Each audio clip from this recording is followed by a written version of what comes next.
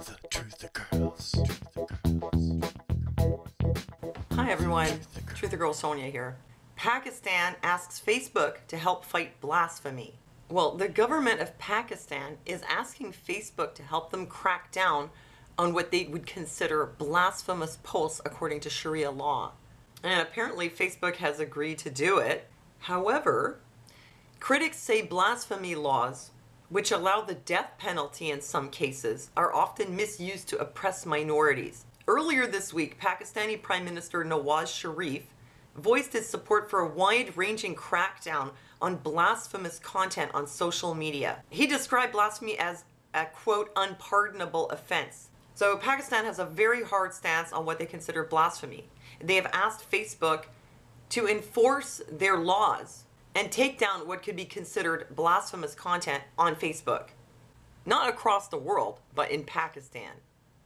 You know, it's not new that Facebook is cooperating with the Pakistani government. Facebook blocks 85% of blasphemous content in Pakistan. Islamabad High Court still unhappy. So Facebook is already cooperating with Pakistani laws for content that is in Pakistan. Although, as they've stated previously, they're never going to implement a worldwide ban of any particular topic or viewpoint based on what one or another country wants.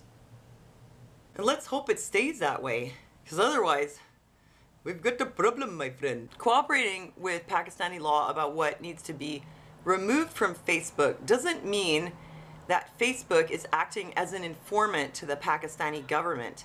They remove the posts, but that doesn't mean they're going to rat people out. I know that a lot of people are saying Facebook is, collaborating to enforce Sharia law. And I don't think any of us over here are happy to see this kind of law enforced. I mean, let's face it, we don't like the idea that someone could be beheaded because of something they said. Just to give you an idea. Like, I thought, when I looked at this post, I was like, well, why doesn't the government do something about this? Why is the government enforcing these laws? Can't they hold to some kind of international standard that you don't execute people because of something they said? Isn't there some kind of standard? And then I started looking into it. Oh, check this out. In Pakistan, a shrine to murder for blasphemy.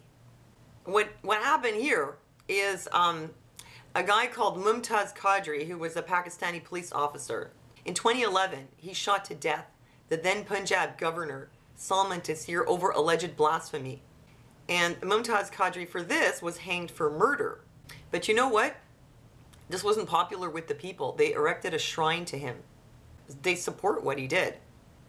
In fact, when he was hanged, executed for murder, they started protesting. The Pakistani army had to be called in to quell blasphemy law protests. They were angry that he was put to death. I mean, the guy took it in his own hands to enforce Sharia law.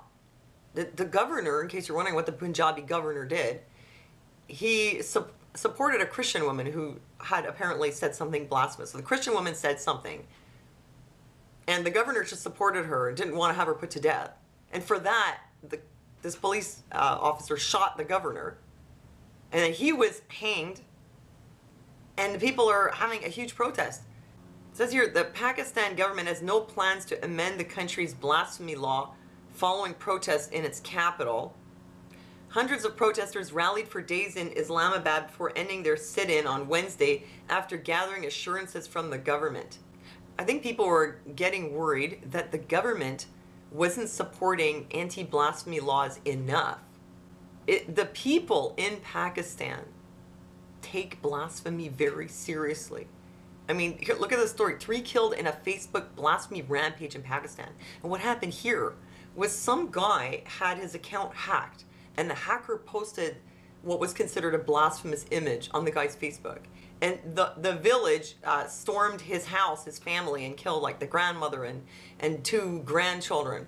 The villagers it was just like a medieval uprising with the pitchforks and the knives, and they just enact justice themselves.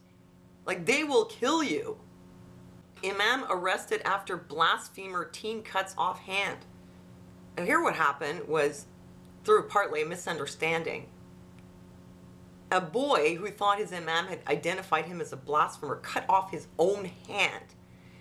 And believe it or not, his parents were proud of him. I'm kind of surprised that Facebook even does business with Pakistan. It's so crazy. I can't imagine what it would be like for Mark Zuckerberg to deal with this. While over here in North America, people are worried about what pronouns to call each other or whether milk is racist. In Pakistan, there are still large areas that are inaccessible. People living like back 2,000 years ago in tribes in these areas. Poor, uneducated, very hardcore on their religious views. Bringing Facebook to Pakistan is a bit like bringing Facebook to the Middle Ages. In fairness, I feel I should add that the use of brutality to enforce religious doctrine is not a practice unique to Islam, and that both the Jews and the Christians have a history of it themselves. However, the Jews and the Christians have had a reformation. Maybe it's time for Islam to have a reformation.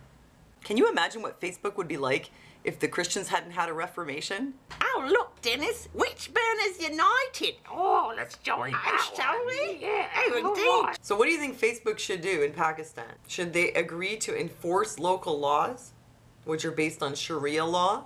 Or should they just refuse to do business with them? So I guess Zuckerberg has a choice. You either cooperate, or you don't do business with them, or they're going to want to kill you. Mark Zuckerberg may support free speech, but that doesn't mean he's willing to die for it. Well, let me know what you think. Thanks for leaving me your comments. Thanks for liking and sharing this video. And thanks for listening to me, and I'll see you next time.